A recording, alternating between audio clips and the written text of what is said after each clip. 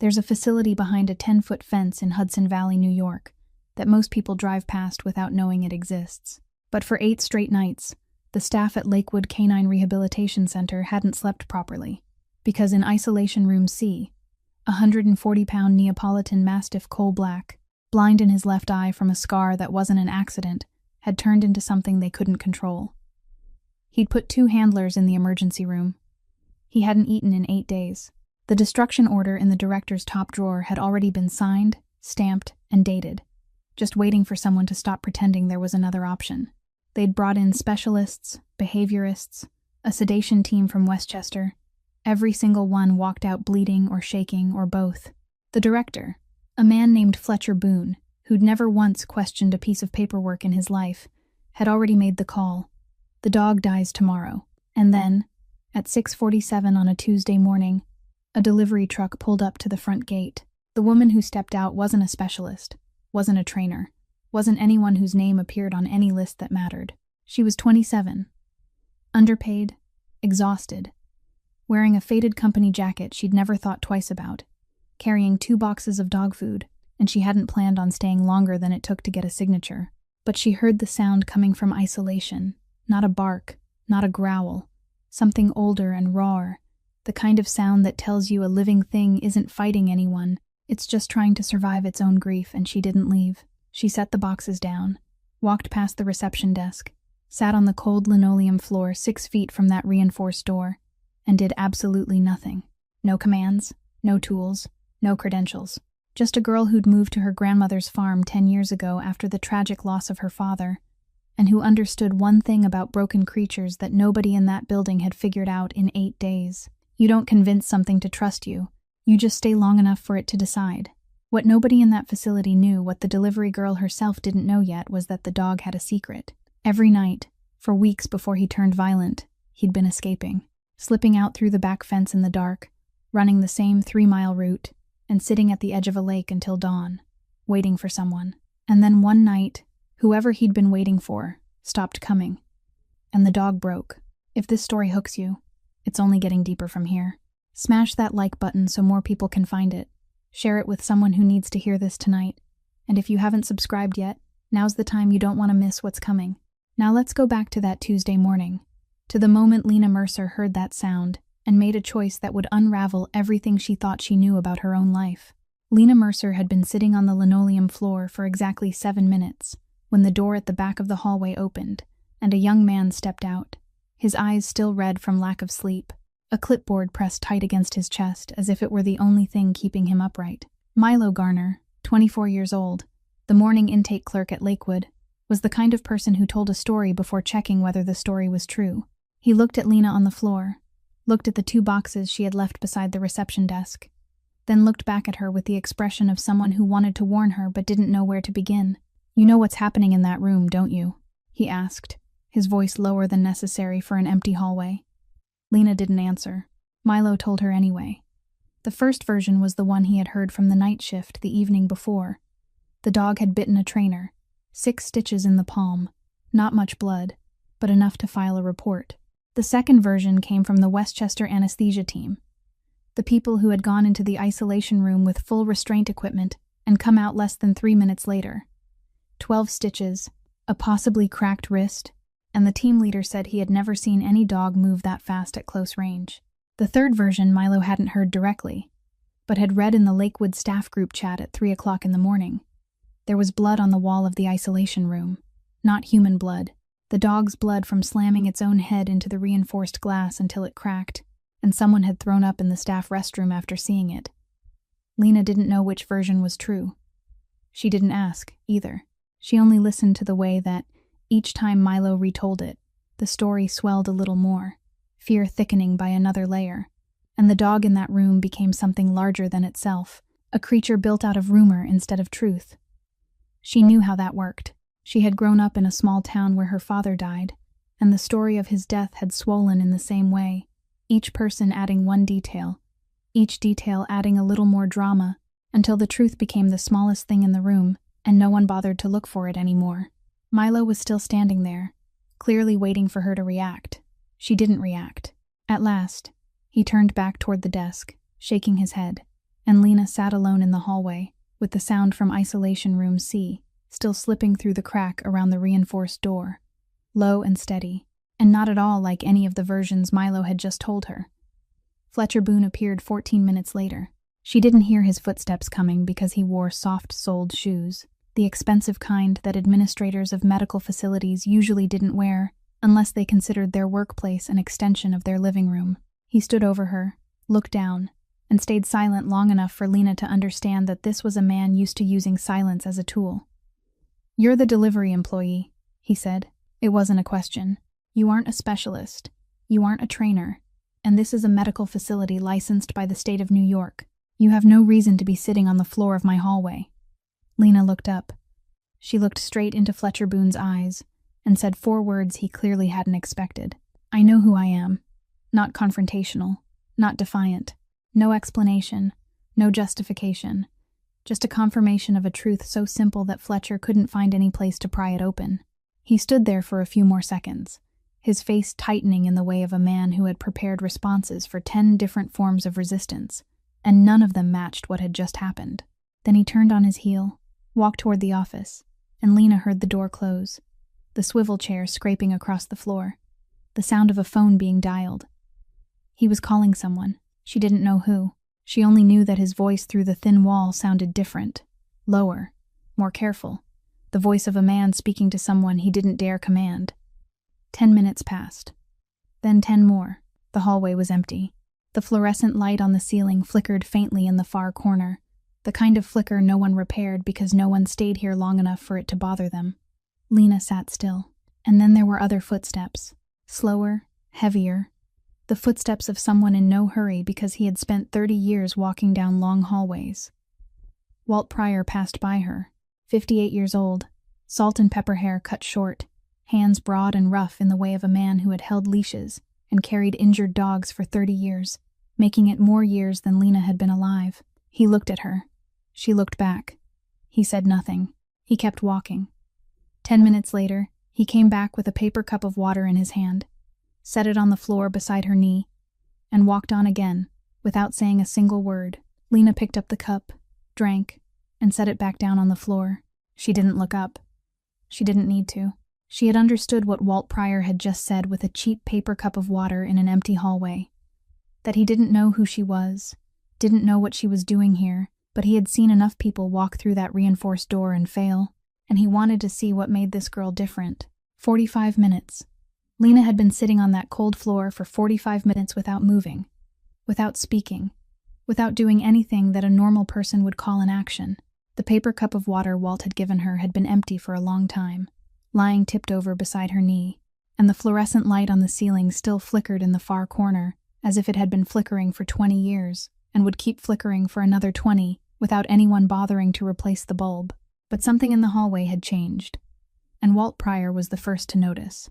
He stood at the end of the hall, his back against the wall, his arms folded across his chest in the posture of a man who had kept watch over injured dogs longer than most people held a job, and he tilted his head to one side in a way only people who had spent 30 years listening to the sounds of dogs knew how to do.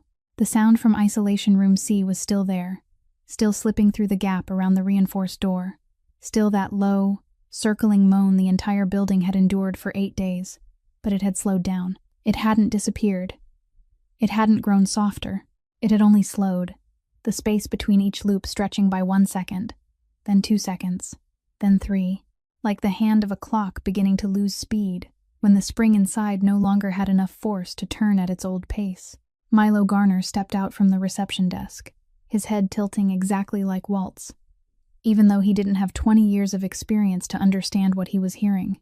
"It just got quieter, didn't it?" he asked, his voice low, his eyes moving toward the reinforced door, then toward Lena, then back to the door again. No one answered him. Walt didn't answer because he was listening.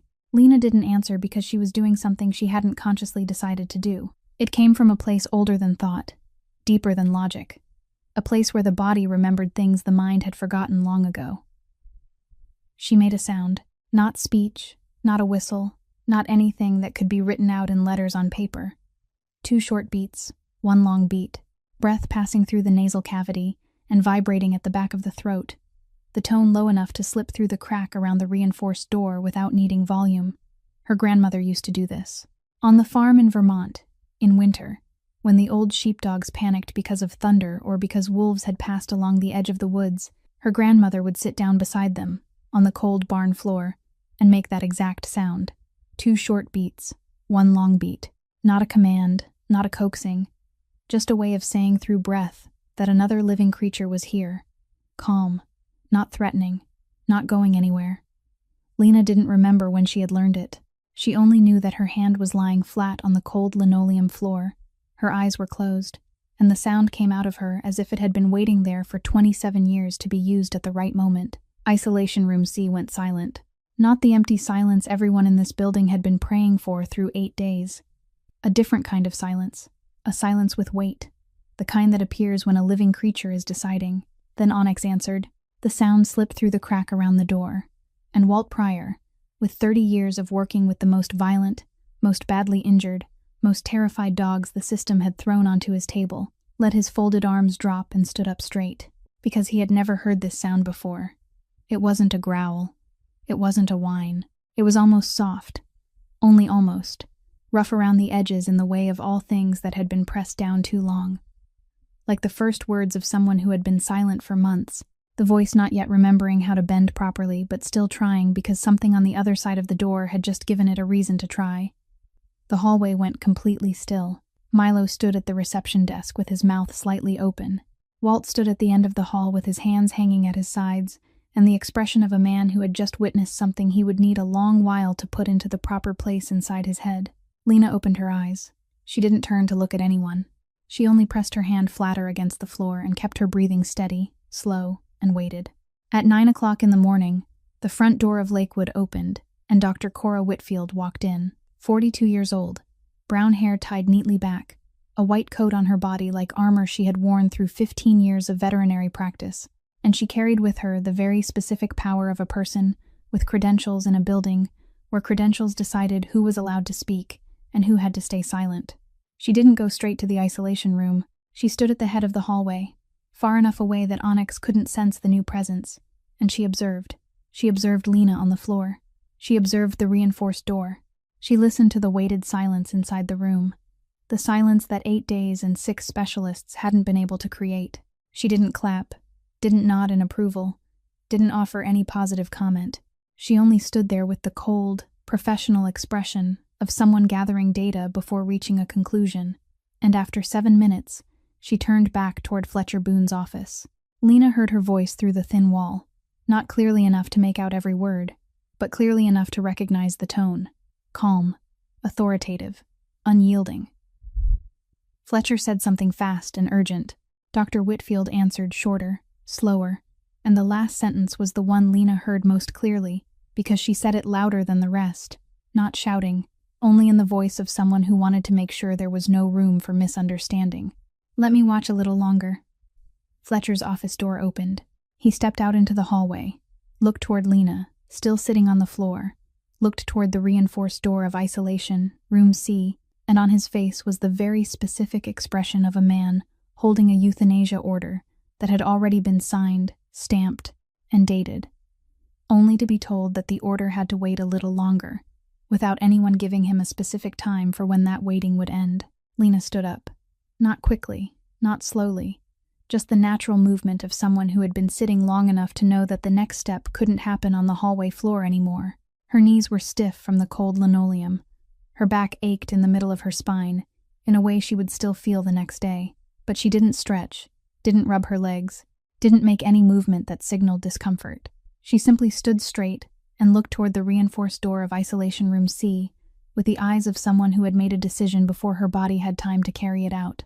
At the end of the hallway, Dr. Whitfield was standing with a clipboard in her hand, the pen still unwritten because there was nothing specific enough to write yet.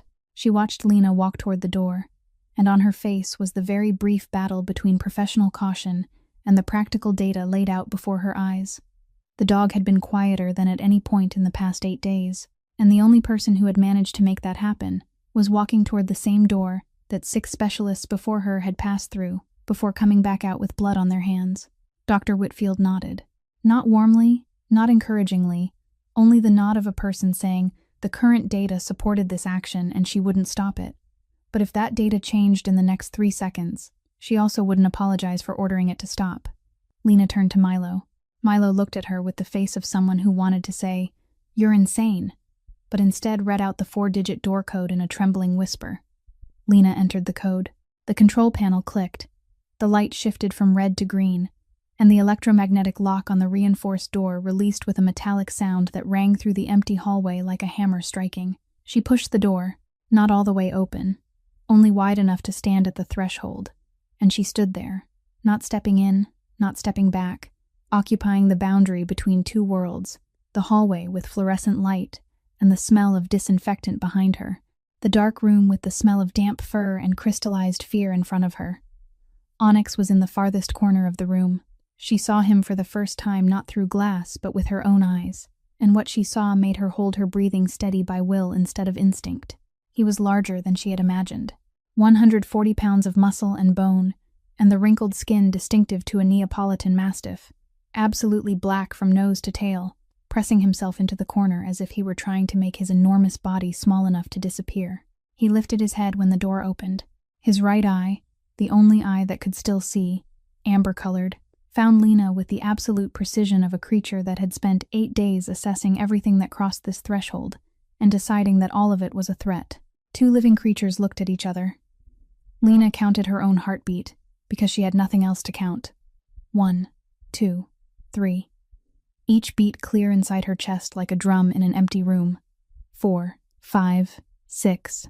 Onyx didn't move, didn't growl, didn't make any sound at all, only watched her with that single amber eye and the intensity of a creature weighing a decision whose outcome would determine whether she left this room on her feet or on a stretcher. 7, 8, 9, 10, 11. Onyx took 1 step toward the door. Only 1 step. His right front paw lifted and came down, the muscles of his shoulder rolling beneath the black folds of skin. His head lowered slightly, but not in an attack posture, in a testing posture. Then he stopped. Lena didn't retreat. She sat down right at the threshold, 1 leg inside the room, the other still in the hallway, her body half belonging to Onyx's world and half belonging to the world she had just left behind. She reached behind her, took a packet of food from the shipment she had delivered that morning, tore open the edge of the bag, poured a little into her palm, and set it down on the floor to her left. She didn't push it toward Onyx. She didn't look directly at him. She looked down at the concrete floor of the isolation room, looked into the empty space between her knees, and she waited. In her peripheral vision, she saw Onyx move, not lunging, not leaping, just the second step, the third, slow, cautious, each step a calculation whose formula she would never know, and as he came closer, she saw his left eye for the first time at a close enough distance. The scar ran from the center of his forehead down across his cheekbone, a long, deep line, healed long ago, but the fur had never grown back there, leaving a pale pink strip against the black. The eye had been surgically closed, the lid stitched shut with sutures some veterinarian had placed with great care, but beneath the short fur around the socket, Lena could still see the old stitch line, faint as the map of a terrible day someone had tried to hide, but the flesh refused to forget. This wasn't an injury from illness. It wasn't an accident. This was a battle wound, the wound of a creature that had put his body between something dangerous and something he had decided to protect. Lena reached out her hand, and she did something that any dog trainer, any veterinarian, any behavior specialist who had walked through this door before her would have called suicidal. She touched his left side, the blind side, the side where Onyx couldn't see her hand coming. She didn't touch the side he guarded, the side where his single amber eye swept every movement with the vigilance of a creature that had learned in blood that the world attacked from the side he could see. She touched the side he had left exposed, the side he couldn't defend, and with that action she told him something no one in this building had told him for 8 days. I'm coming from the place you aren't guarding, and I'm not carrying anything you need to fear. Her fingers touched the black fur on the left side of Onyx's head, lightly, only enough for him to feel warmth and pressure and the presence of human skin against dog skin. Onyx went rigid. All 140 pounds of muscle tightened in an instant, and Lena kept her hand there. Didn't pull away, didn't press harder, only held still, and she heard her heartbeat count 3 more beats before she felt the change beneath her palm. The muscles released. Onyx's head tilted left, leaned into her hand, heavy and warm and trembling faintly in the way she had felt in her grandmother's old sheepdogs when the storm passed and they finally allowed themselves to put their heads down. She didn't move. She left her hand there, let Onyx lean against her for as long as he needed, and with her other hand, she gently pushed the dish of food 1 inch closer. Onyx breathed in. His wet nose touched the edge of the dish, and he ate. Out in the hallway, Milo was standing at the reception desk with both hands gripping the edge of the counter as if the floor had just tilted. Walt Pryor stood at the end of the hall, and he said something very softly, his voice hoarse and broken around the edges. Something 30 years of experience hadn't been enough to keep inside. Milo looked at him. "What did you say?" Walt shook his head. He didn't repeat it. There are things people say when they lose control, and when the moment passes, the words belong to the moment, not to the conversation. 10:30 in the morning. Onyx had eaten every bit of food Lena had placed on the floor and was now lying about 3 feet from her, his head resting on his 2 front paws, his right eye open, but no longer carrying the threat-assessing intensity of the earlier hours. Instead, it held the attentive gaze of a creature watching something he hadn't finished deciding on, but wasn't ready to leave behind either. Lena was still sitting at the threshold, half inside and half outside, her back against the steel doorframe, her left hand still lying flat on the floor on Onyx's blind side, and she had been sitting in that position long enough for numbness to spread from her ankle up to her knee without her bothering to shift. Out in the hallway, Milo was standing at the reception desk, pretending to check admission files on the computer, but his eyes kept flicking toward isolation room C every 30 seconds. Walt Pryor had gone to make coffee for the second time and had returned to his place at the end of the hallway with a steaming paper cup in his hand and the expression of a man watching something he wanted to believe but didn't quite dare to yet. Dr. Whitfield was in Fletcher's office, and through the thin wall Lena could hear her voice, reading something. Maybe behavioral data, maybe observation notes, in the steady tone of someone building an argument brick by brick. Then the first sound came not from inside the building, but from outside. Tires on gravel. Heavy, slow, the sound of large tires on a large vehicle. And when Lena tilted her head to look through the hallway window, she saw it. A black Cadillac Escalade. Black from the body to the rims to the glass. The kind of black people didn't buy from an ordinary dealership, but ordered specially because they wanted the car to say one particular sentence before they ever stepped out of it. And that sentence wasn't, "I have money." That sentence was, "Don't ask how I made it." The vehicle stopped right in front of Lakewood's main entrance. The driver's door didn't open. The rear door on the right side opened, and the man who stepped out was Barrett Hale, 46 years old, broad-shouldered, but not with the shoulders of a man who spent his life in a gym. Rather the shoulders of a man who had carried real weight on them for 20 years. Gray suit, no tie, white shirt open at the collar by one button, formal enough to enter any boardroom in Manhattan, but relaxed enough to say he wasn't trying to impress anyone here. Barrett Hale's face was the face of a man managing an empire while the boss of that empire lay in a hospital bed, and it carried every mark of that burden. Shadows under the eyes, a clenched jaw, the crease between his brows carved so deeply it remained there even when he wasn't frowning. He walked through Lakewood's front door, and Fletcher Boone appeared from the office at once, as if he had been standing behind that door ever since making the phone call. Fletcher spoke quickly, quietly, in the voice of a man presenting a problem he wanted someone else to solve. "There was a delivery employee sitting on my floor since this morning. She refuses to leave. She has no authority. She has no credentials. Dr. Whitfield is telling me to wait, and the euthanasia order still hasn't been carried out." Barrett didn't look at Fletcher while Fletcher spoke. Barrett was looking down the hallway, toward isolation room C, toward the reinforced door standing open, and he saw what Fletcher had clearly seen but didn't want to admit the meaning of. The 140-pound dog, who had sent 2 people to the emergency room, was lying quietly on the concrete floor, about 3 feet from a girl in a faded delivery jacket. And he wasn't growling, wasn't moaning, wasn't slamming his head into the wall, wasn't doing any of the things he had done for 8 days. He was just lying there. And he was looking at the girl. Barrett stepped past Fletcher as if Fletcher were part of the wall and walked down the hallway toward Lena. His footsteps sounded against the linoleum, steady, deliberate, the footsteps of a man used to entering rooms where people stood up when he arrived. Lena didn't stand. She sat at the threshold, looked up at him, and waited. Barrett stopped 4 feet from her, looked into the room, looked at Onyx, then looked back at her. "Who are you?" he asked. His voice was low, deep, with none of the false patience Fletcher used, only the pure question of a man who wanted an answer before deciding the next step. "I deliver for Apex," Lena said. Something moved across Barrett Hale's face when she said that name. Not shock, not fear, only the quick, sharp recognition of someone who had just heard a familiar word in an unexpected place. Because Apex Logistics wasn't an ordinary delivery company. It was a company his organization owned. A company whose payroll he approved every month, and the girl sitting on the floor in front of him had been wearing his organization's logo on her chest this entire time without knowing it. Barrett looked at her for another second. "What do you know about this dog?" "I know he's not vicious," Lena said. "He's in pain." Barrett Hale looked at her the way a powerful man looks at someone without power. Not with contempt, not with pity, only with the automatic assessment of someone who had spent his entire life inside hierarchies and was placing her into the proper compartment in the organizational chart inside his head. But Onyx was quiet, and Barrett Hale, whatever else he was, knew how to recognize when reality was saying something different from the plan.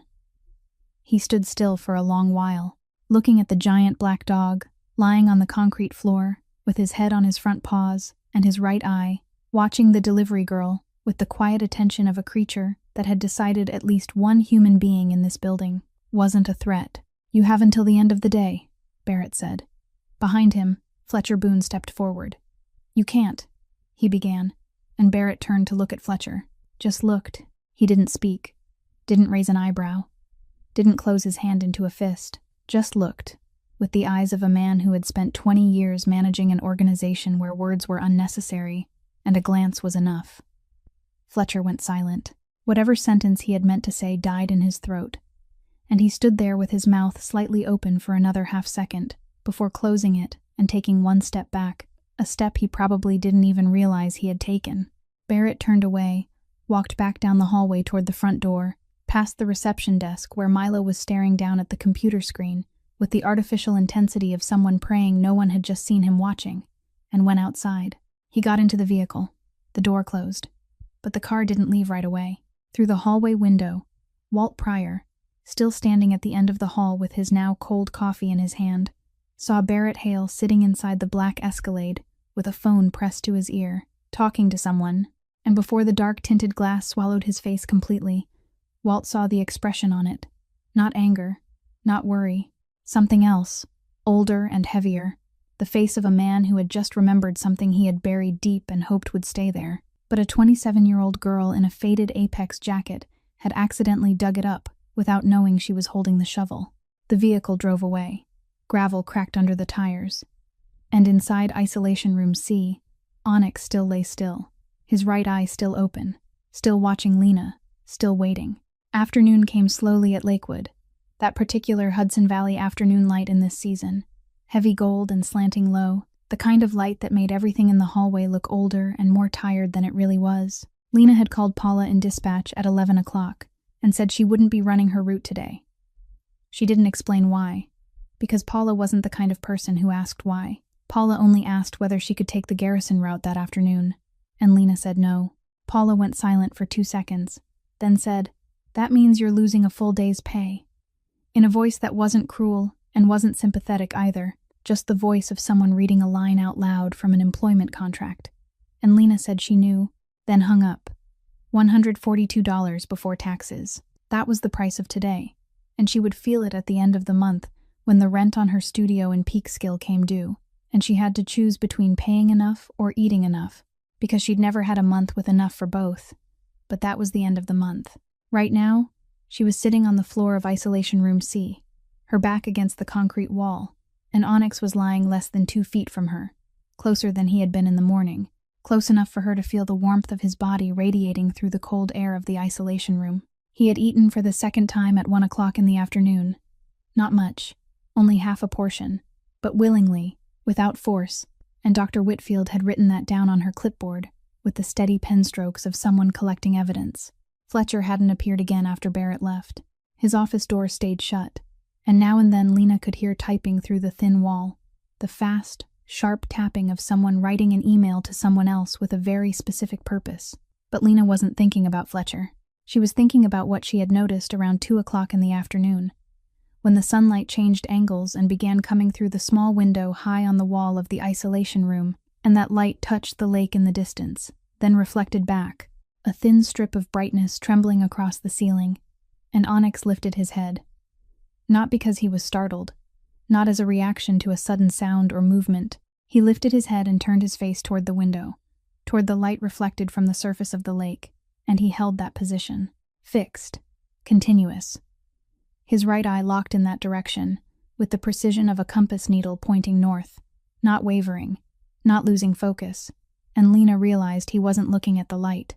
He was looking through the light, through the window, through the afternoon sky, toward the lake. She watched him hold that posture for 15 straight minutes without moving. Then Walt came. He stood at the threshold of the isolation room with 2 paper cups of coffee, handed one to Lena, kept the other, and he too looked at Onyx, staring toward the window. He said nothing for a while, only drank his coffee and observed. Then he spoke, short and low, in the voice of a man sharing information rather than starting a conversation. He keeps facing the lake. Since the first day he got here. Lena looked at him. Walt took another sip of coffee. Milo checked the cameras from back when the dog first arrived. At night, before he started attacking people, before everything got bad, every night around 2 or 3 o'clock in the morning, he tried to get out, scratched at the door, tested the fence, real patient, not panicked, purposeful. He paused. 2 nights back then, he made it. Got through the back fence before the isolation lockdown. Milo found him the next morning in the same old spot in the room, fur wet with dew, mud under his claws. He didn't say more. He didn't need to say more, because Lena had stopped listening the second Walt said every night around 2 or 3 o'clock in the morning, because the memory had just come back, uninvited, unwelcome, sharp and clear as a blade cutting through still water. And it brought with it the smell of cold asphalt and moonlight on the lake, and the thick, heavy silence of 2 o'clock in the morning in the rural Hudson Valley, when nothing was awake except her delivery van and the things living in the dark.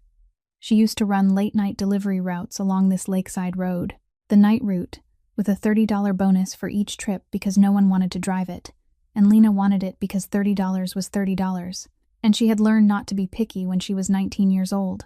3 times, maybe 4, she had driven through the narrow stretch of road that ran close along the edge of the lake, the part where oak trees leaned down near the pavement, and her headlights swept across their trunks like searching fingers.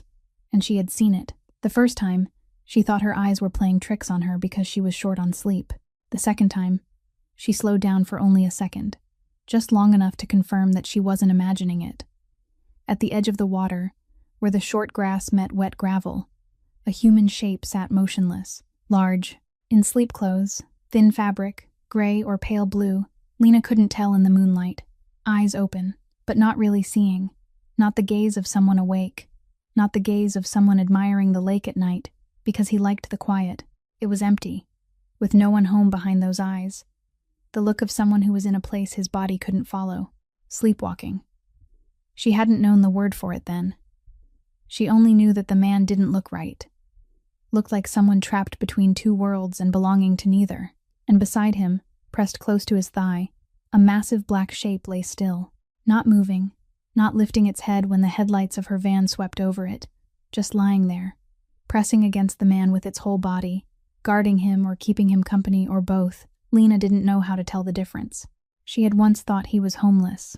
Rural New York had people like that, people living on the edges, sleeping outside, sometimes with a stray dog beside them because loneliness was something both people and dogs tried to cure with another presence. She hadn't stopped. She had driven on, made her deliveries, gone home, slept, and forgotten.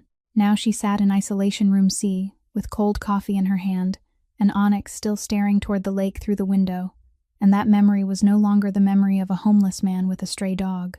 The massive black shape lying against the man's thigh in the moonlight was Onyx. She knew it with a certainty that didn't need proof, the kind of certainty her grandmother called a feeling in the bones, when the body knew before the mind was willing to admit it. And if that black shape was Onyx, then the man, whoever he was, with eyes open but seeing nothing, and thin sleep clothes in the cold Hudson Valley night, was the person Onyx had run to every night, the person Onyx was still looking for in that direction, the person who had stopped coming. Who owns the dog? Lena asked, her eyes still on Onyx, not on Walt. Walt stayed silent long enough for Lena to understand that her question had just touched a boundary he didn't intend to let her cross. Then he said, "The man who pays to keep this place running." He stood up, took the empty coffee cup from Lena's hand, and walked toward the end of the hallway without looking back. Lena didn't ask more. She didn't need to ask more. She only needed to look at the way Onyx held his posture toward the lake, patient and absolute and unwavering, and she knew that whoever that man was, whatever he paid for, whatever he owned, this black dog blind in one eye wasn't lying here because he belonged to that man. He was lying here because that man belonged to him, and he was still waiting for him to come back. Lena asked to stay overnight at 6 o'clock in the evening. Fletcher said no, citing safety regulations, liability insurance, and the rule that anyone outside the payroll wasn't allowed to remain in the isolation ward after working hours. Dr. Whitfield waited for him to finish, then said the only 4 sentences she needed to say. "Onyx is more stable when she's nearby. The behavioral data supports it. I'll sign the permission form as chief veterinarian. The condition is that she stays outside the room." Fletcher opened his mouth, looked at Dr. Whitfield, closed his mouth again, and went back to his office and shut the door. At 10 o'clock at night, Lakewood changed its skin. The hallway lights shifted into night mode, pale yellow, enough to move around by, but not enough to read. The building began making sounds that daylight had covered over. The breathing of the other dogs in the rehabilitation wing on the other side of the wall. The low hum of the air conditioner in the vents, the trembling of pipes somewhere downstairs, the smell of disinfectant mixed with damp fur, a smell that became heavier at night because there was nothing else to compete with it. Lena sat on a plastic chair in the hallway, the folding kind someone had brought out from the staff break room, probably Walt, because it had been there when she came back, and no one admitted to placing it there. A notebook lay on her lap, a hard-covered notebook bought at the dollar store in Peekskill, with a blue ballpoint pen clipped into the spine. She wrote, 10:17, Onyx lying close to the room door, head facing the door, right eye open, breathing rate 14 breaths per minute. Then she waited. 11 o'clock, 12 o'clock, 1 o'clock in the morning. The notes grew shorter because nothing changed enough to write at length. 2:15, breathing slightly elevated. 16 breaths. 2:30. 18 breaths. Onyx lifts head, then lowers it. Something is building inside the dog, slow and steady, like pressure rising with no valve anyone knows how to open. 2:47. Exactly. Not 2:45, not 2:50, 2:47. Onyx stood up. Lena heard it before she saw it. Claws on concrete. 4 slow, purposeful steps. The footsteps of a creature that knew exactly where it wanted to go.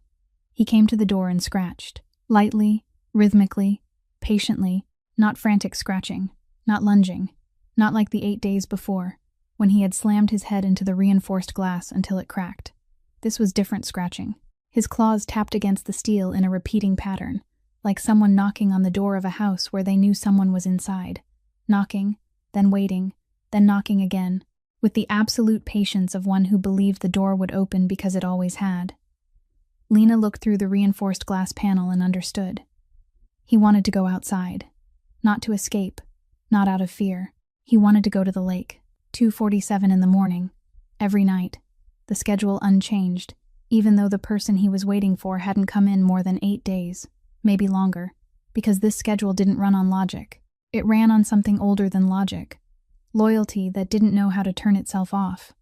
Loyalty that kept its schedule after everything else had fallen apart. Lena opened the reinforced door, only the door between the isolation room and the hallway, not the door leading outside. Onyx stepped out, his claws clicking on the linoleum, his head turning at once toward the hallway window, toward the lake. And he stood there staring into the darkness beyond the glass, where the surface of the lake lay somewhere he couldn't see but knew by scent or by memory or by something human beings had no organ to measure. 30 seconds. Then he turned and looked at Lena. His amber right eye in the dim light seemed almost to glow. He looked at her, she looked back, and he seemed to find enough of whatever he needed on her face, because he stepped over, circled once around where she sat, then lay down and dropped his head onto her lap. Heavy, warm, the smell of black fur mixed with disinfectant and cold concrete. Lena placed her hand on his head, on the blind side, gently, and with her other hand, She opened the notebook and wrote, 2:47 in the morning. Onyx wakes, goes to door, scratches lightly in rhythm, oriented toward lake, allowed into hallway, stands at window about 30 seconds, comes to me, lies down, head on lap, breathing decreases, 14 breaths per minute, no agitation. She wrote every detail, because her grandmother had taught her before she died that if you see something important, you write it down. Don't trust memory, because memory disappears, but paper stays. Paper doesn't forget. Paper doesn't change the story every time you open it. Lena at 9 years old hadn't understood. Lena, at 27, sitting on the cold floor at 3 o'clock in the morning, with 140 pounds collapsed across her lap, understood that this $1 notebook might be the only thing standing between the dog and the paper in Fletcher Boone's drawer. 7 o'clock in the morning. Lena was still sitting on the hallway floor with Onyx's head collapsed in her lap when the sound of tires stopping in front of Lakewood pulled her out of the half-awake, half-asleep state she had drifted into without knowing when. Not the sound of the Escalade's tires from yesterday. Lighter, cleaner, the sound of the kind of sedan people bought because it didn't draw attention, not because it was cheap. Onyx lifted his head from her lap, ears rising, his right eye turning toward the front door, and Lena felt the muscles beneath his black fur tighten, then slowly release. Not a threat response, but a recognition response, as if some scent or sound from the doorway belonged in the category marked known inside his private system of classification. The man who stepped through Lakewood's front door at 7:02 was Tommy Rourke, 31 years old, wearing a black crewneck shirt, fitted closely enough to show shoulders and arms built by something more disciplined than an ordinary gym, a square jaw, hair clipped close to the skin at both sides, and eyes that swept the hallway the way only a trained person's eyes swept. Front left corner, rear right corner, emergency exit, the position of every person in the space, all of it in less than 2 seconds before he looked straight ahead and kept walking. Milo at the reception desk sat up straighter at once, by an instinct even he couldn't explain, the automatic reaction of a body recognizing that the person who had just entered the room belonged to a different classification than an ordinary visitor. Tommy didn't stop at the desk. He walked straight down the hallway, his footsteps making no sound, the kind of step trained to move across any surface without announcing itself, and stopped in front of the glass door of isolation room C. He looked in. Onyx was lying on the hallway floor beside Lena, his head resting on his 2 front paws, his right eye open but not tense, his breathing even at a rate Dr. Whitfield would record as stable. Tommy looked at that scene for a long time. Not the assessing look Barrett had worn yesterday, not Fletcher's skeptical look. The look of a man comparing what was in front of him with something inside his head that he had carried for weeks and hadn't told anyone, because Tommy Rourke knew something most people in the organization didn't know. His boss sleepwalked. Not the mild kind of sleepwalking where people went into the kitchen for water and then returned to bed. The kind of sleepwalking where his boss walked out of the mansion at 2 or 3 o'clock in the morning in sleep clothes, eyes open, unconscious, crossed the yard, crossed the grass, went down the dirt road behind the house, and sat at the edge of the lake until nearly dawn before returning to bed on his own with no memory of it.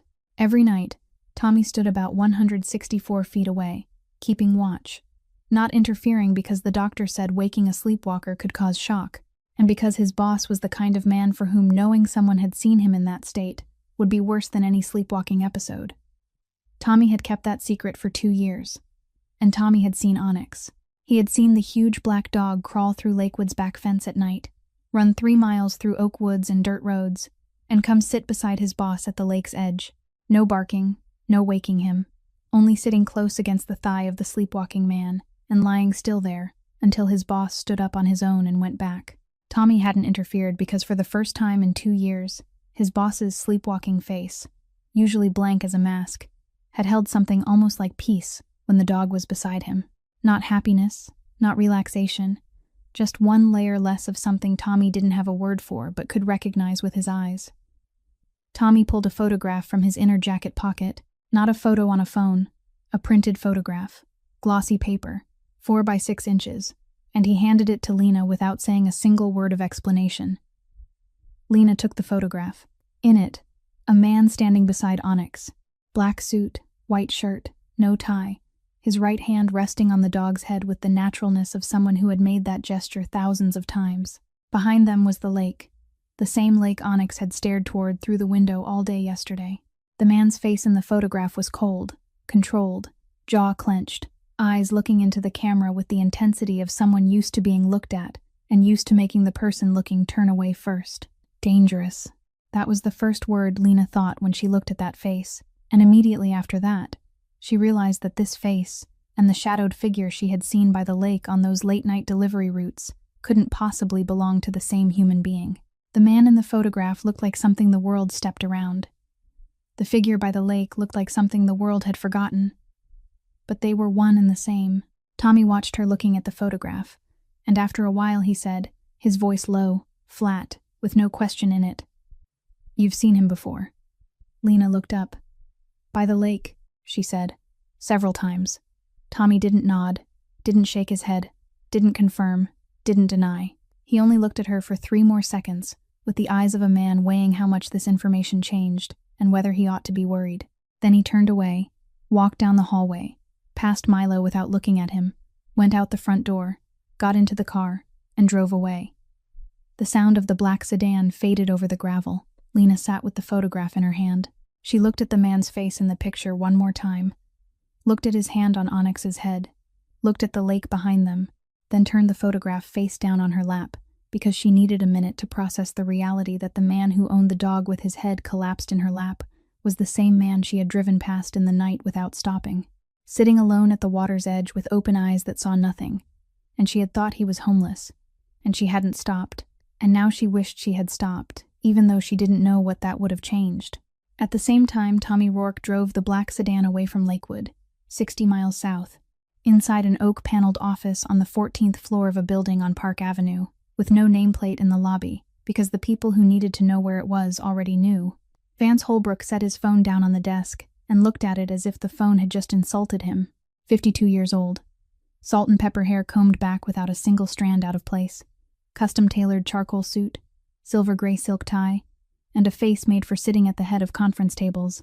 The kind of face people looked at and saw authority before they saw a human being. Vance Holbrook was the consigliere of the Corsini family, legal and strategic advisor, the man who stood directly behind Dario in the structure of power and directly ahead of everyone else, and he had just received word from Fletcher Boone that the euthanasia order for Onyx had been postponed indefinitely because Barrett Hale had allowed a delivery employee to sit on the floor, and the dog had suddenly become obedient. Vance didn't care about the dog. Vance had never cared about the dog. Not when Dario brought him home to the mansion 6 years ago. Not when he lost an eye jumping between Dario and a bullet 2 years ago. Not when he was transferred to Lakewood after Dario was shot. A dog was a dog, but a symbol was different. If Onyx was euthanized while Dario lay in the hospital, it would be proof.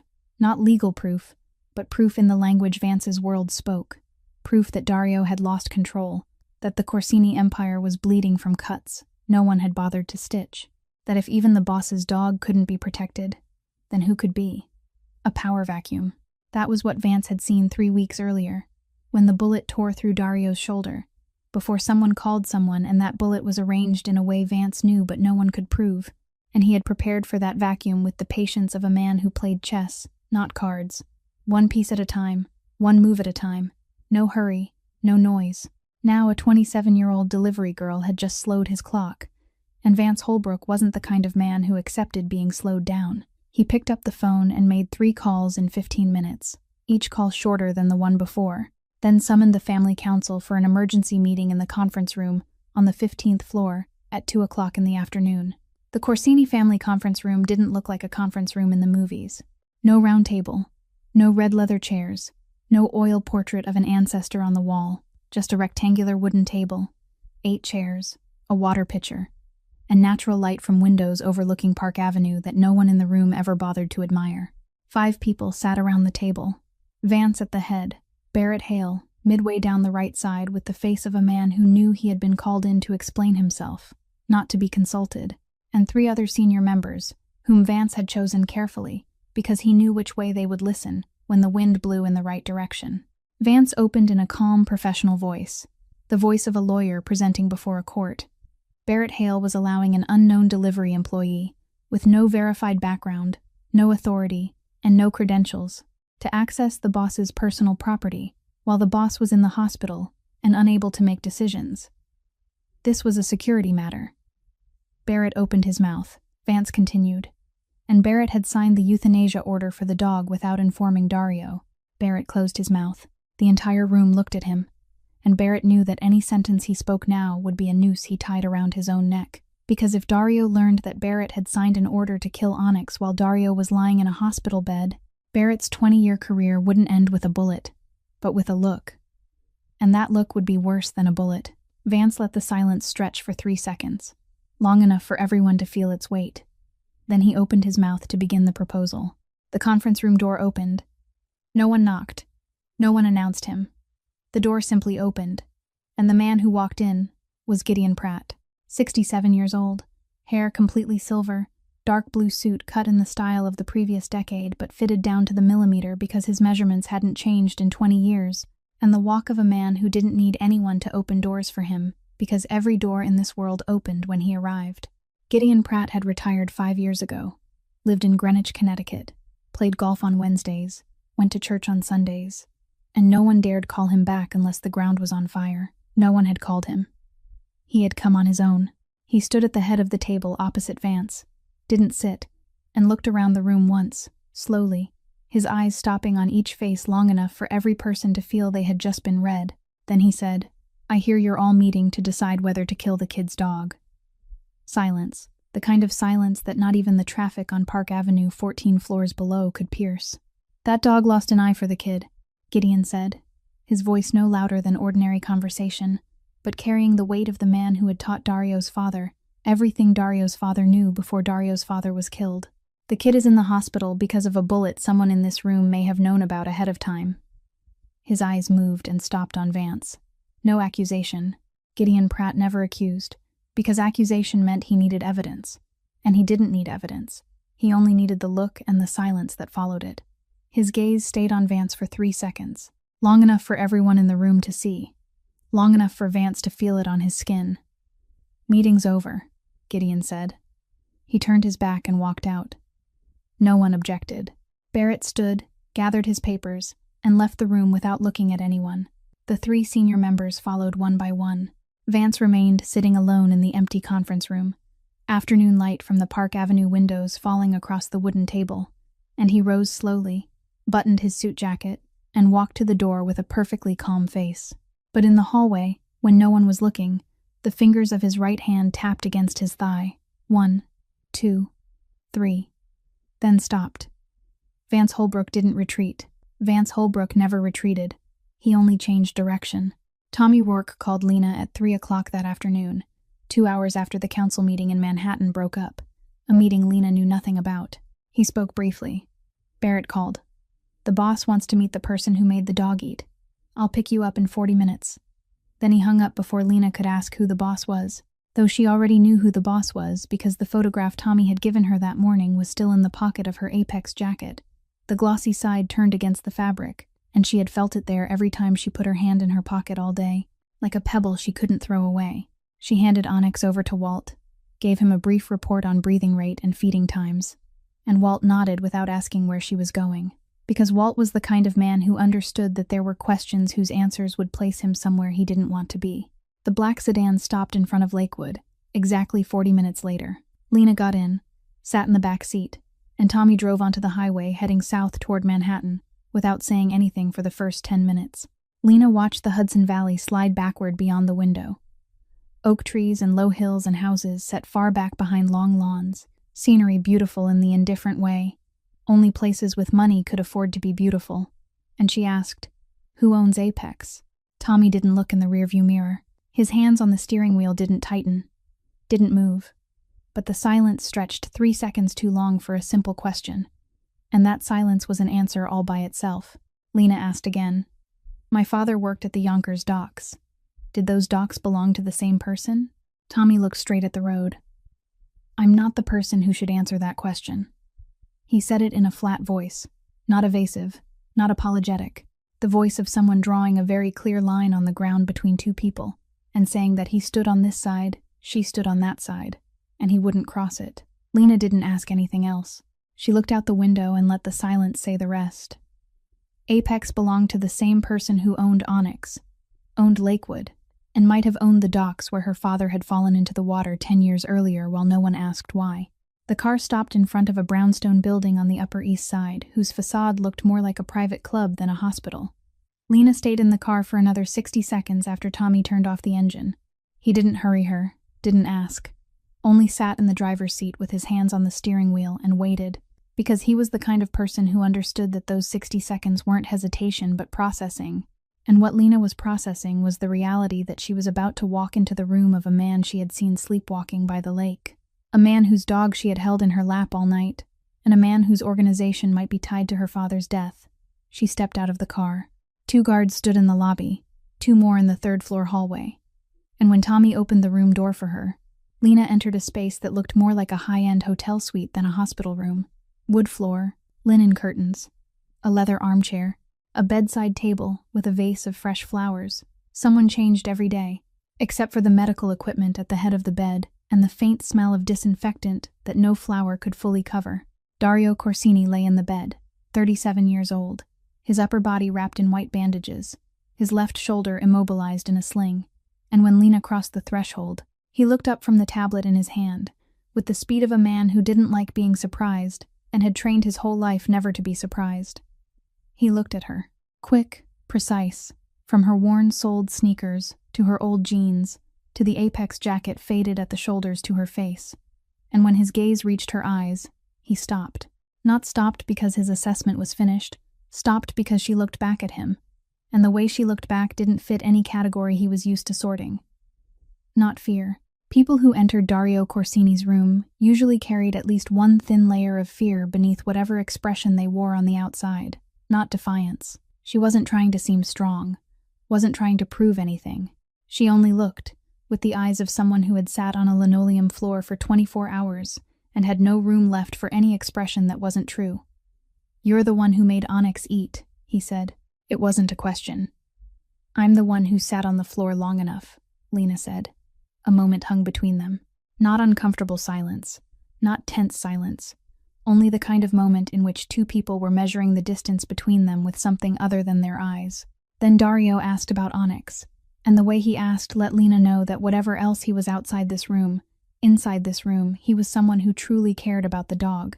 Not the way an owner asked about property, the way someone asked for every small detail, how he lay down, how he breathed, whether he slept deeply or only lightly, how much he ate, whether he let anyone else touch him, Lena told him. She told him how Onyx kept his face turned toward the lake through the window.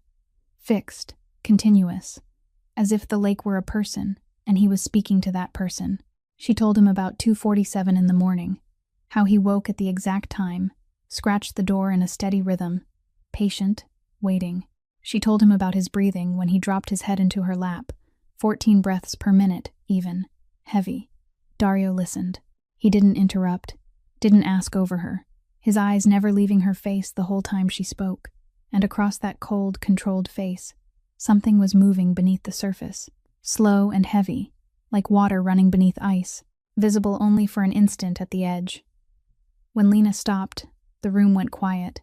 The conversation had reached a border they both felt, the border between the dog and everything else, between Lakewood and the lake, between the delivery girl and the kingpin in the hospital bed, and both of them stood at that border, looking across to the other side without yet stepping over.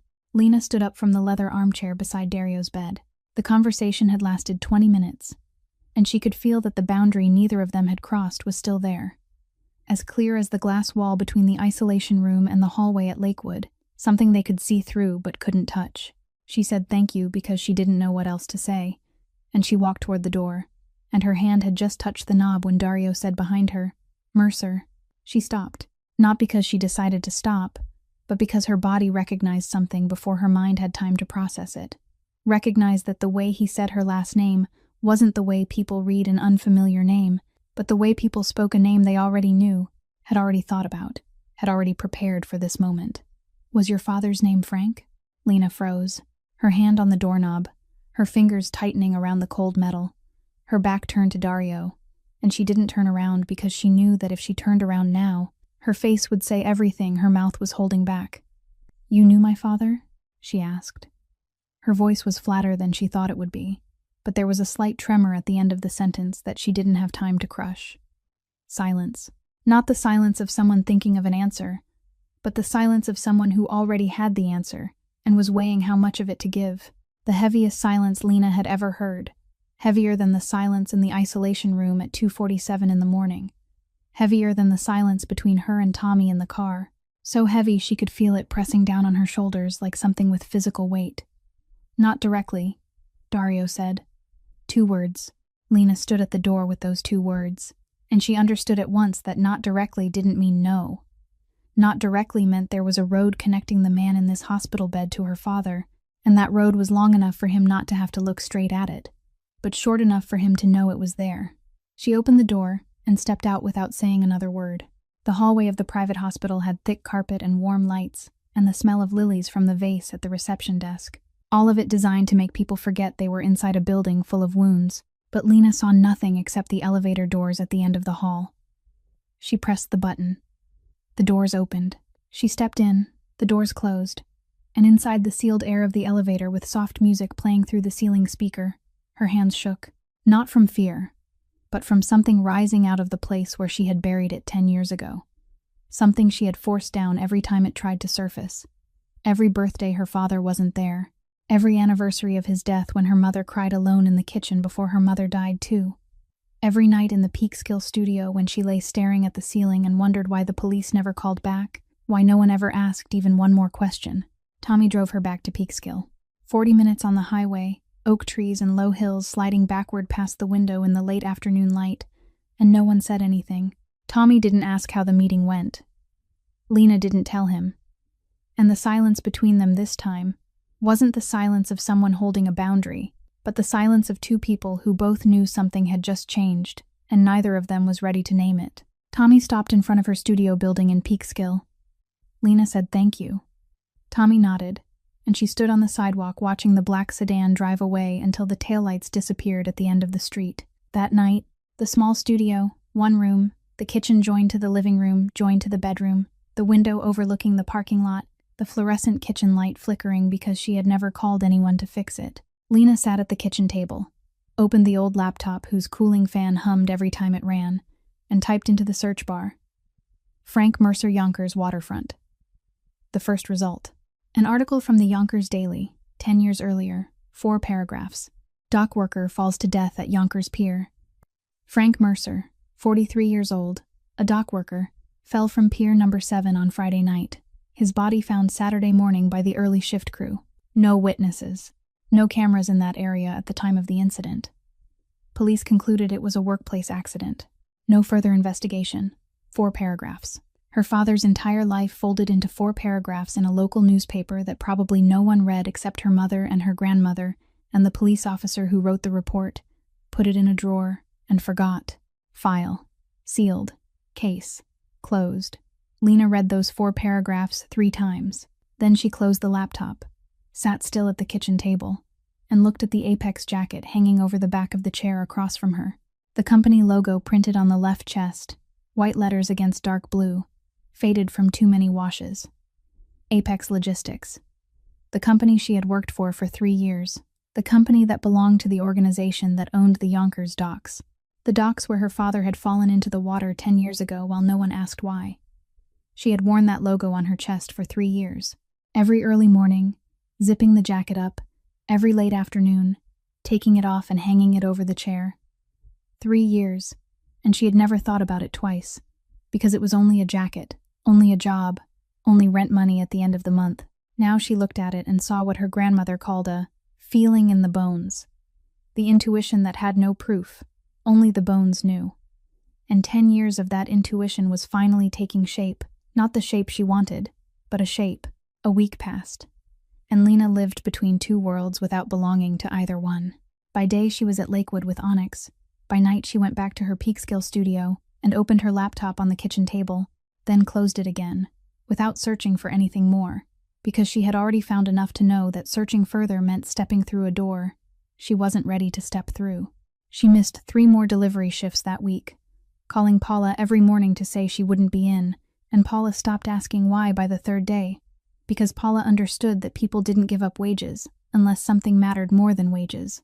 And for someone earning $142 a day, that something had to matter very much. Onyx improved. That was a fact no one at Lakewood could deny, no matter how hard Fletcher Boone tried. On the third day of the week, Dr. Whitfield signed the order to move Onyx from Isolation Room C to Recovery Room B, a room with a larger window, medical mat flooring, steadier temperature, and natural light in the morning instead of only reflected light in the afternoon. Onyx ate consistently, 2 meals a day, on time, willingly. He slept more deeply, not the shallow sleep of the first week when he lay with one eye half open, guarding every movement, but the kind of sleep where his ribs rose and fell slowly, and his legs sometimes twitched faintly to the rhythm of dreams Lena hoped weren't nightmares. He allowed 3 people to touch him: Lena, Walt, and Dr. Whitfield, in that order, with descending levels of trust that Dr. Whitfield recorded in her official report in clinical language. Subject displays graduated trust response with primary attachment to civilian observer, secondary to facility staff, tertiary to attending veterinarian. Translated into ordinary language, the dog trusted Lena most, Walt second, Dr. Whitfield third, and everyone else still remained outside the fence. Dr. Whitfield gave her official assessment on the 5th day. Onyx had shifted from a defensive response to an attachment response, meaning he no longer saw the world as a collection of threats he needed to fight off, but was beginning to see at least one small part of the world as a place where something was worth staying for. But every night, at 2:47, Onyx still got up.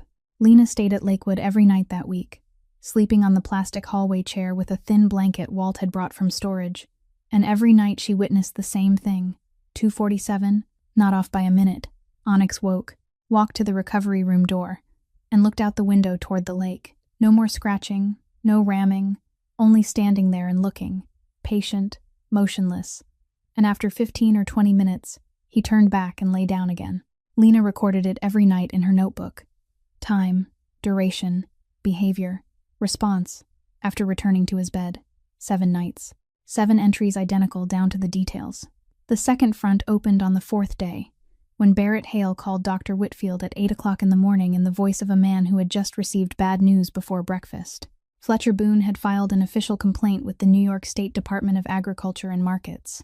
The content of the complaint, the dog classified as dangerous in Lakewood's records, was being given behavioral intervention by an individual with no veterinary degree, no animal training certification, no professional authority of any kind, while a valid euthanasia order was still awaiting enforcement. If the department became involved, and they would because the complaint had been written in the correct form, with the correct terminology, through the correct channel, then the process was automatic.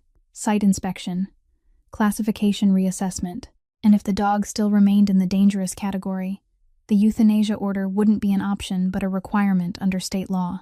Barrett knew Vance was behind it.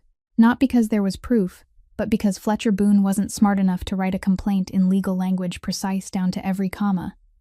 And Vance Holbrook was. But knowing and proving were 2 things living on opposite banks of the river, and Barrett was standing on the bank with no bridge. The complaint, technically, was entirely valid. Everything Fletcher wrote in it was true.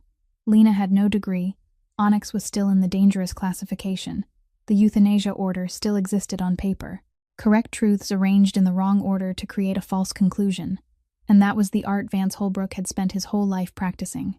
Barrett called Dr. Whitfield again that afternoon and asked what she needed to stop the complaint before an inspector from the department arrived. Dr. Whitfield said she needed 2 things: an official behavioral assessment signed by her proving that Onyx was in a grief response, not an aggression pattern, meaning that his earlier violent behavior had been the grief response of an animal who had lost his owner, not an inherently vicious nature. And second, she needed data to support that assessment, data with specific times, behavior notes in sequence, and evidence of the shift from defense to attachment, observed continuously over multiple days. Barrett asked where that data was. Dr. Whitfield said, "In the delivery girl's notebook. The $1 hard-covered notebook, blue ballpoint pen, small compressed handwriting, bought at the Peekskill dollar store, 7 nights of continuous notes, time, behavior, response, breathing rate, distance. Every detail marked with a time accurate to the minute." Lena hadn't known when she wrote those lines in the dim hallway at 3 o'clock in the morning that they would become the only thing standing between Onyx and a second euthanasia order. Her grandmother had been right. Paper stayed. Dario Corsini was discharged on the 14th day after being shot, 4 days earlier than the doctor recommended. Because Dario Corsini wasn't the kind of patient who listened to doctors, and his doctor wasn't the kind of doctor who dared to force him. Tommy drove the black sedan from Manhattan back to the Hudson Valley mansion, and before the car had fully stopped in the garage, before Dario stepped into the house, before he saw his desk or his bed or anything else belonging to the life the bullet had torn a hole through, he said 2 words to Tommy. To Lakewood. Tommy didn't ask why. Tommy never asked why. He simply drove, and 15 minutes later, the sedan stopped in front of Lakewood's gate for the 3rd time in 2 weeks. And Dario stepped out, slower than usual because his left shoulder still hurt, though he wouldn't admit that to anyone, not even Tommy. Milo at the reception desk sprang to his feet like a released coil when he saw Dario walk through the door, because Milo had never met Lakewood's owner. But he recognized power when it entered a room, power that didn't need a nameplate or an introduction, only the way a person occupied space. Dario walked straight down the hallway toward the recovery ward, Tommy 3 steps behind him, and he had made it 2/3 of the way down the hall when Lena appeared at the other end. She didn't block his path. She only stood there, her hands at her sides, the faded Apex jacket on her body, her notebook tucked into her back pocket, and she watched him come closer, and when he was about 6 feet from her, she said, "My father, Frank Mercer, Yonkers Docks, 10 years ago." Dario stopped. His steps stopped, his body stopped, and something on his face stopped with it. The controlled expression he had worn like armor for 37 years, cracking slightly at the corner of one eye, so small that only someone standing close enough would see it. The hallway was quiet. Onyx's breathing drifted out from Recovery Room B through the half-open door. Steady, 14 breaths per minute, a sound Lena had memorized after 7 nights of notes. Walt's footsteps sounded far away in the recovery area on the other side of the building, slow and even as they were every day. Tommy stood behind Dario, motionless, his eyes sweeping the hallway by reflex. But his body said he knew this wasn't a situation that needed intervention. This was a situation that needed stillness. Dario could lie. Lena knew that, and Dario knew Lena knew it. But they also both knew that lying now wouldn't buy him anything, because she had seen him before. She knew his name, seen him at the edge of the lake, in thin sleep clothes, with open eyes that saw nothing, the most naked version of him. The version even Tommy had only been allowed to see from 50 meters away. And she had seen it closer. And she wasn't afraid, and lying to someone who had seen the human being before seeing the mask was a useless act. Dario Corsini was smart enough not to commit. "Vance Holbrook," he said. His voice was low, flat, with no emotion slipping through that he didn't allow. He was managing the docks at the time. "Your father found contraband in warehouse number 3 and planned to report it to the police. Vance handled it without reporting it upward." "When did you know?" Lena asked. "I discovered the truth long after the dust had settled, while auditing the old territory records Vance kept hidden. By then the damage was done, and removing him immediately would have triggered a war within the ranks that we weren't ready to fight." He paused. "You have the right to hate me." Lena stood still. She didn't nod, didn't shake her head, didn't say whether she hated him or didn't, because the truth was, she didn't know yet. She was standing between 10 years of losing her father and 2 weeks of holding this man's dog in her lap at 3 o'clock in the morning, and those 2 things hadn't found a way to live together inside her head. She looked through the glass door of Recovery Room B. Onyx had stood up. Not because he was startled, not because he sensed a threat, but for the first time in 2 weeks, he had risen on his own, because he heard Dario's voice, the voice he had waited for at the lake's edge every night, the voice he hadn't heard in more than 3 weeks. And now he was standing in the recovery room, with his right eye wide open, ears raised, all 140 pounds of him aimed toward the door with absolute attention. "I didn't stay because of you," Lena said, her eyes still on Onyx through the glass. "I stayed because of him." She stepped aside, giving him the hallway. Dario looked at her for another second, a look Lena couldn't decode and didn't try to decode. Then he went to the recovery room door, opened it, and stepped inside. Onyx surged forward, not in attack, but with 140 pounds of loyalty, held back for 3 weeks, breaking open in a single moment. His enormous head pushing into Dario's chest so hard that Dario, his left shoulder still hurting, hit the wall with his back and caught the door frame with his right hand to keep his balance. He didn't push the dog away. He slid down the wall and sat on the floor, on the medical matting of Recovery Room B. And Onyx rubbed his head against his neck, his shoulder, his chest, his wet nose buried in the fabric of his shirt, and Dario placed his right hand on the dog's back and held him. And his face, the face Lena had seen in the photograph, cold as steel, and in the hospital bed controlled like a mask, that face controlled nothing anymore. Not crying. Dario Corsini wasn't the kind of man who cried, but something close to crying, something the muscles of the face did when the final line of defense fell, and the human being inside stepped out into the light, even if only for a few seconds. Walt Pryor stood at the end of the hallway. No one knew when he had arrived, and he looked at the scene inside Recovery Room B through the glass. And then he turned his face away, slowly, toward the recovery ward on the other side of the building, because there were moments that didn't belong to the person watching, but to the person living them, and Walt Pryor had lived long enough to know the difference. 2 weeks after the day Dario sat on the floor of Recovery Room B holding Onyx, everything at Lakewood had fallen into the kind of rhythm people mistook for peace, when in truth it was only the quiet between two storms. Onyx was still at Lakewood because Dr. Whitfield refused to sign the transfer papers until she completed the second phase of her behavioral assessment, the kind of assessment that required 2 more weeks of continuous observation in a controlled environment. And Dario agreed reluctantly, because even though he owned Lakewood on paper, he also understood that arguing with a veterinarian about recovery time was a battle money couldn't win. Instead, he came to visit Onyx every day. Tommy drove, 15 minutes from the mansion. And each time Dario stepped into Recovery Room B, Onyx lifted his front body with 2 slow wags of his tail, then stopped, as if he still wasn't sure he was allowed to be happy. In Manhattan, Vance Holbrook sat in his oak office and tapped his fingers against the desk. Every indirect path had been blocked. Gideon Pratt had crushed the council. Barrett had used Dr. Whitfield's assessment and Lena's notebook to stop the complaint with the State Department of Agriculture before the inspector could even get into the car, and Fletcher Boone had stopped answering Vance's calls 3 days earlier because Fletcher was smart enough to know the ship was sinking and he needed to jump before the water reached his throat. Vance had no indirect road left, and Vance Holbrook wasn't the kind of man who accepted having no road left. He chose violence. As consigliere for 12 years, Vance still had access to the Corsini Mansion's security reporting system. Access Barrett hadn't yet revoked, because Barrett didn't know Vance had copied the entire data stream onto a private hard drive 6 months earlier. At the same time, he had begun planning for the power vacuum that the bullet in Dario's shoulder was only the first step toward creating. Vance knew about the sleepwalking. He knew Dario went to the lake every night, knew what time, knew Tommy's patrol schedule, knew the northern side gate had only 1 guard from midnight to 4 o'clock in the morning. That night, at 2:15, 2 men entered from the oak woods north of the mansion, moving through the dark with the precision of people who had been given a map. They reached the side gate first.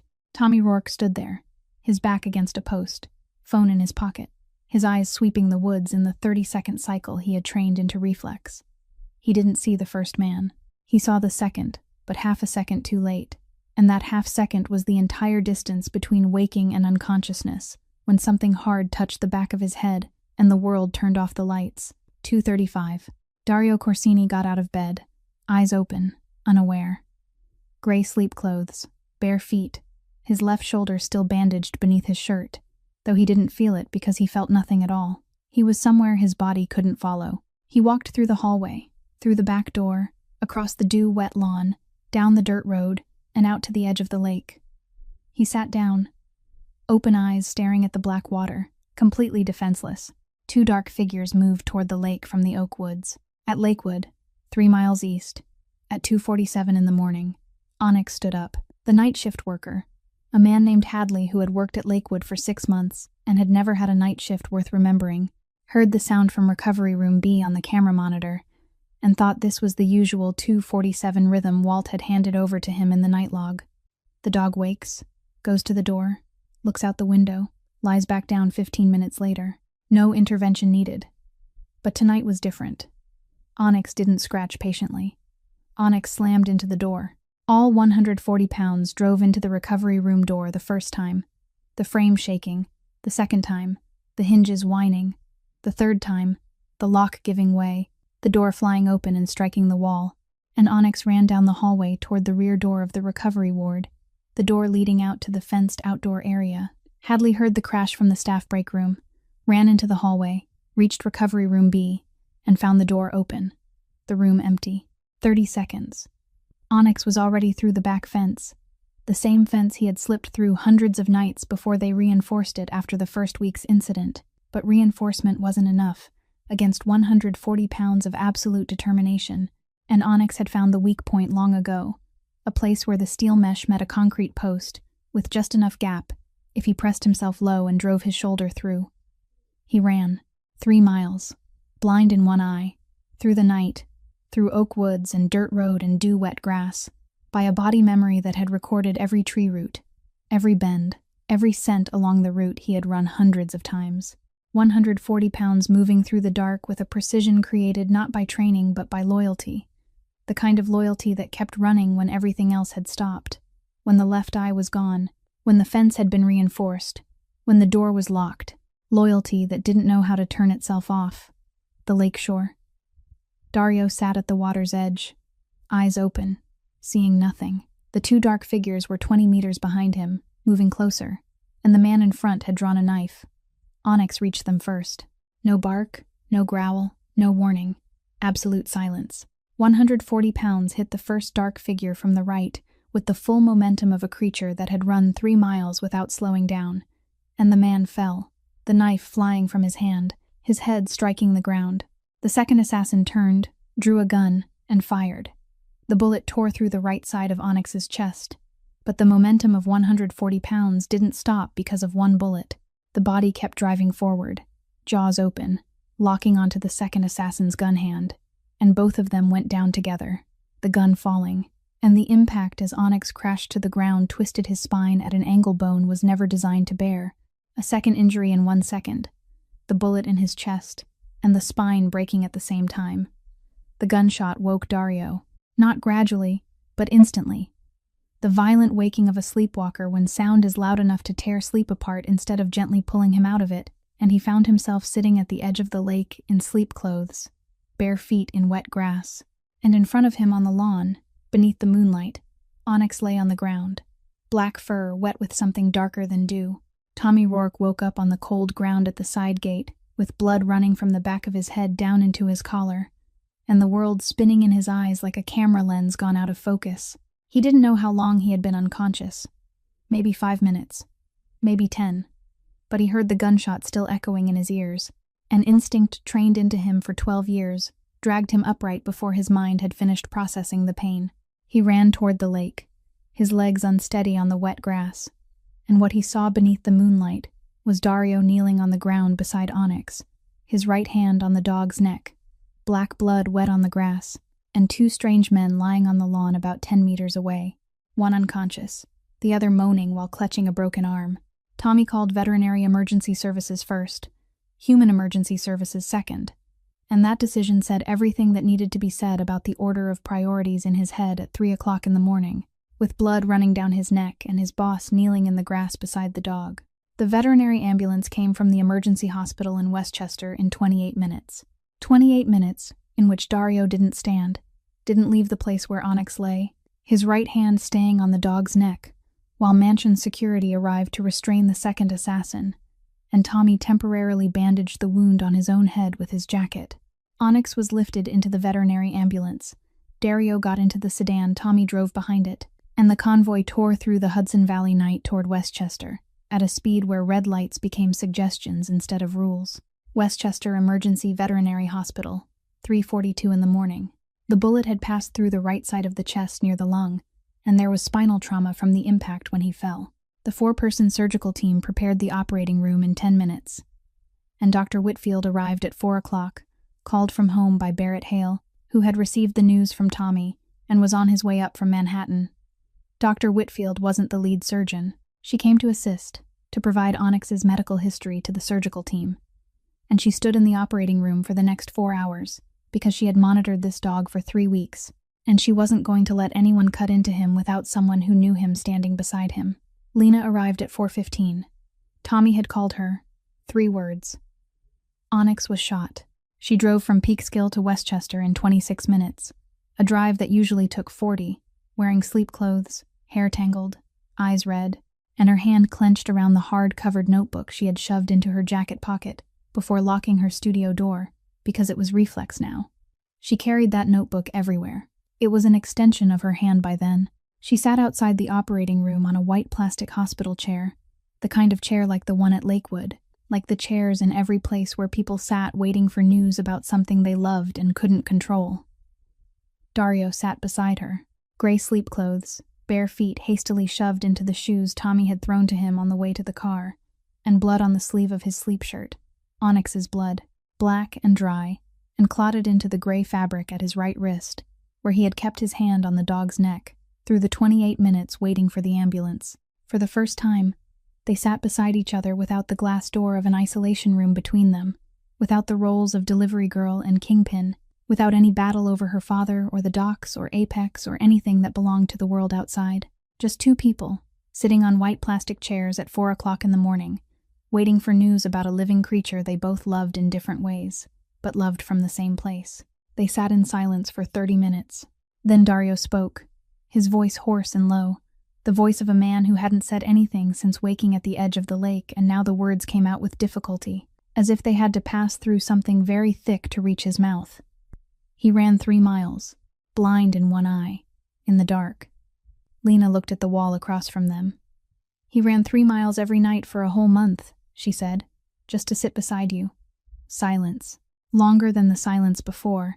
Heavier, but different. Not the silence between two people keeping distance, but the silence between two people who had just realized the distance had narrowed on its own, without anyone giving it permission. Dario said, very softly, so softly Lena had to lean closer to hear him, "I don't deserve that." Lena looked at him, looked at Onyx's blood on the sleeve of his sleep shirt, looked at his bare feet in shoes without socks, looked at the face whose mask had fallen sometime without her noticing, leaving only the face of a 37-year-old man sitting in a veterinary hospital at 4 o'clock in the morning. "That wasn't your decision," she said. "It was his. 5 o'clock, 6 o'clock, 7 o'clock, 4 hours of surgery." Barrett arrived at 5, sat in the row of seats across from them, and said nothing. Tommy sat in the corner of the hallway with a white bandage wrapped around his head and his eyes wide open because he refused to take pain medication until he knew the outcome. At 7:11, the operating room door opened. Dr. Whitfield stepped out, removing her gloves, her face tired but not the face of someone carrying the worst news. "Onyx is alive," she said. Then she said the rest, the part no one in the hallway wanted to hear, but everyone knew was coming. The bullet had been removed. The lung hadn't been punctured because the rib had blocked it, but the spinal trauma from the impact when he fell had caused irreversible nerve damage in the lower back, paralysis of the hind legs, permanent. The giant black dog, blind in one eye because he had jumped in front of a bullet 2 years earlier, now had hind legs that would never run again because he had run his last 3 miles through the dark to reach the right place at the right moment and save the person he had never stopped waiting for. Dario rose from the plastic chair, walked to the operating room door, and looked inside. Lena didn't look after him. She opened her notebook, held the blue ballpoint pen, and wrote with a hand that still hadn't stopped shaking. 7:11 in the morning, Onyx alive, permanent paralysis in hind legs, 2 assassins captured alive. Tommy caught one after waking. Mansion security caught one. Both gave the same name under interrogation. Vance Holbrook. The 2 assassins talked within 48 hours. Not because the Corsini organization's interrogation methods were especially refined, but because both of them had been hired from outside, had no loyalty to anyone, and when faced with the choice between staying silent for Vance Holbrook and talking to stay alive, that calculation didn't take long.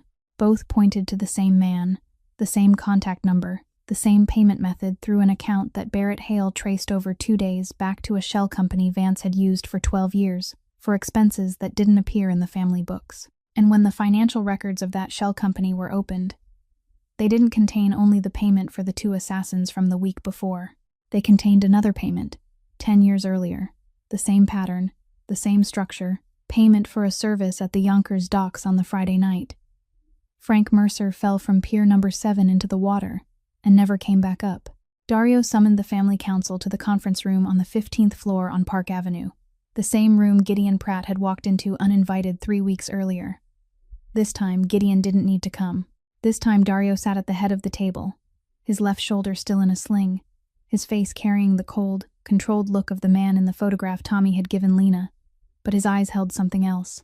Something Lena, standing in the corner of the room because Dario had asked her to be there and she hadn't asked why, recognized as the exhaustion of a man who had seen too much betrayal to be surprised anymore, but hadn't grown hard enough to stop feeling it. The decision was made in 11 minutes. Vance Holbrook was stripped of every right within the Corsini family, every asset tied to the organization was seized, and Dario handed his entire black market paper trail over to the federal authorities. Vance wouldn't be leaving New York. He would spend the remainder of his life in a maximum security cell, buried alive by the very system he thought he controlled. No killing. Lena stood in the corner of the room and watched Dario make that decision, and she knew by the way she had learned to read his face through their brief encounters, that the old Dario would have killed Vance.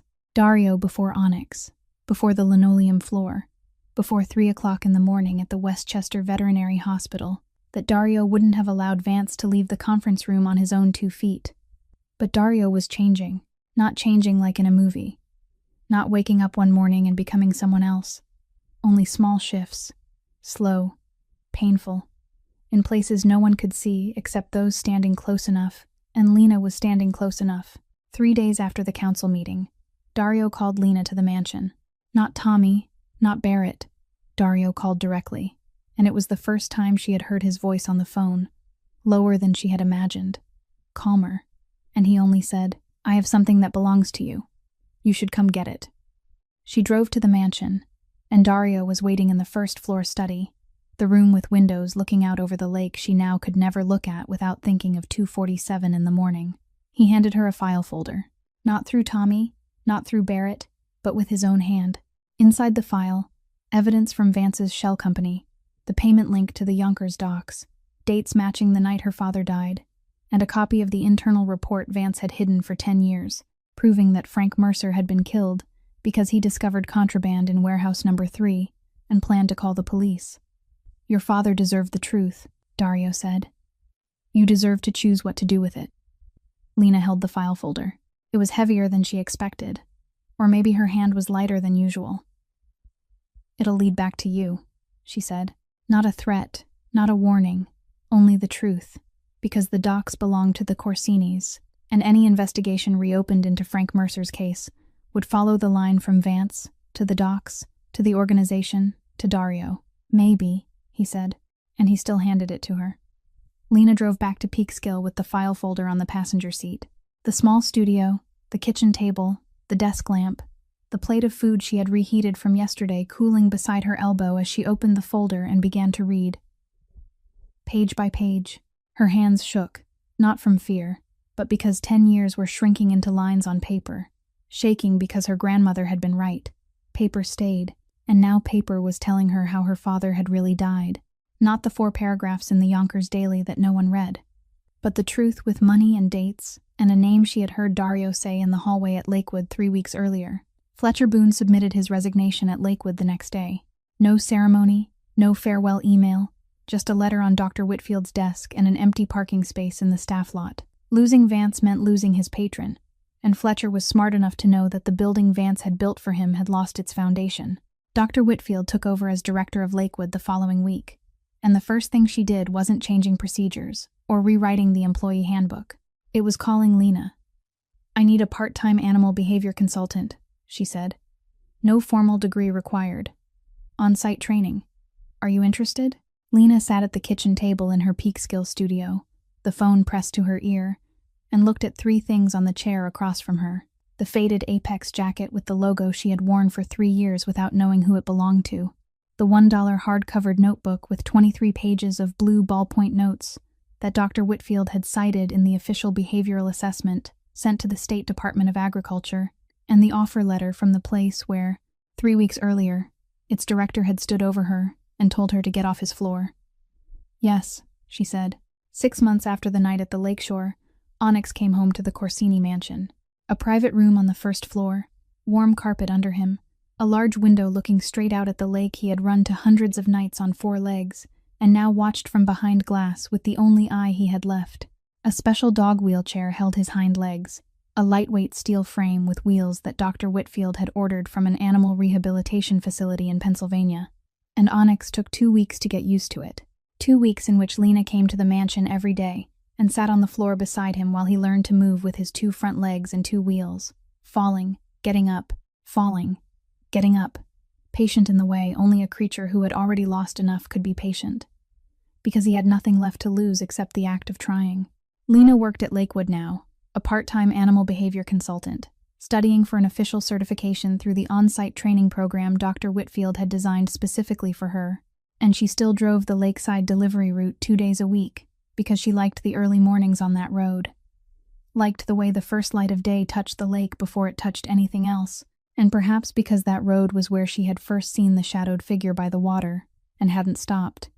And now, every time she drove past, she stopped. Not because the shadow was still there, but because she had learned that stopping was a choice she wouldn't pass by a second time. Dario was still Dario, cold, calculating, sitting behind the oak desk in the first-floor study, reading financial reports with the eyes of a man who looked at numbers and saw power instead of money. Still the boss, still the kingpin, still the man who made everyone in a room recalculate their place the moment he walked in.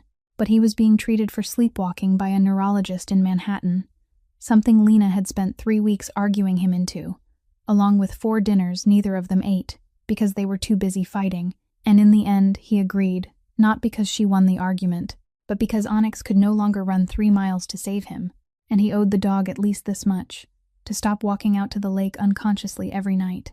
He used the profits from a warehouse in the Bronx to officially fund Lakewood, the first legal grant the Corsini organization made under its real name.